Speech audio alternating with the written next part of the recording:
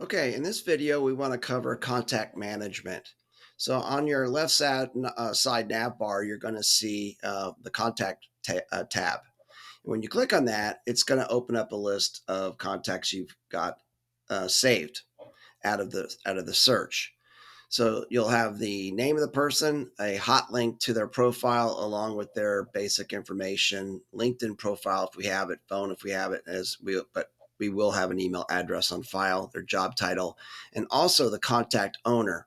And we also will give you a little red button in case this contact is actually in one of your domain blacklists. So this person could be either an existing customer or a competitor or maybe a reseller that you didn't want to market to. So if you accidentally pull a record, it will be flagged accordingly. Also, you'll notice some are email blacklisted, meaning they have previously opted out. So they will not be in your campaigns. But it's a good way for you to kind of get a view of what's going on. So let's take a look at a contact so you can see what that looks like. Okay, so here we have is David Danhauer. He's with Benchmark Electronics. You can see his basic information over on the right-hand side. You can verify his email address manually. You can add or create an opportunity right from the contact view, add your information, and that will show up in your dashboard. But there's a few other key things that you can do that you need to see. One is I could send a one-off email.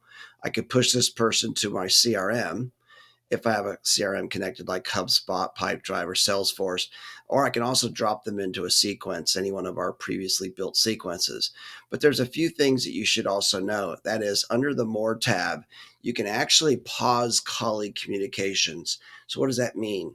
Well, oftentimes you might be emailing several people at a company to try and identify the right contact or contacts to include in your outbound and prospecting efforts. Well, if you get somebody to agree to meet with you, you don't want to keep emailing other colleagues at that company. So once you get that meeting, you're going to want to come to your contact and select pause communication, colleague communications. So that means that person, you've already got a meeting. No one else at that company will continue to get your email campaigns. We've had customers going, "Hey, I've already agreed to meet with you. Why do you keep emailing everybody else at the company? Please stop." Well, it makes you look pretty bad. So once you do get a meeting, you want to make sure that you select pause colleague communications. And what it'll do is anyone with this bench.com email address will be paused. You can also pause an individual. So maybe it's a large company with multiple divisions. All because David doesn't want to meet with you doesn't mean that you can't try to go after some of the other contacts at that company. So you may want to either pause that contact from your campaigns, or you can actually just opt them out right down here, or you can update or delete the contact entirely. So very handy. You'll see emails in the tabs below. You'll see emails that they've received. You'll see any lists that this person is in, which is handy, so you know which campaigns they might be under.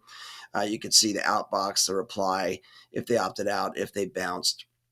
You can also select related contacts, and these are the other people that you have included in your outbound efforts, in this case at Benchmark Electronics.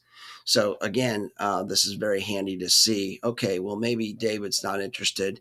Maybe I should be reaching out to, say, Michael Taylor here, who's a supply chain analyst, to offer our services to. You can see also any tasks related to this contact as well. So if you have any tasks, they'll show up in this view. If you sent them any newsletters or nurture programs that dropped them into any nurture programs, you'll see those as well. And you'll see any sequences that they might be. This one he's in one email sequence. He's been sent 2 emails out of a three email step sequence. And you can see that it's still running. So very handy stuff to know about contacts. Hope this is helpful. Please reach out if you have any questions. We're here to help. Next video, I'll go into contact view. I'm sorry, company view.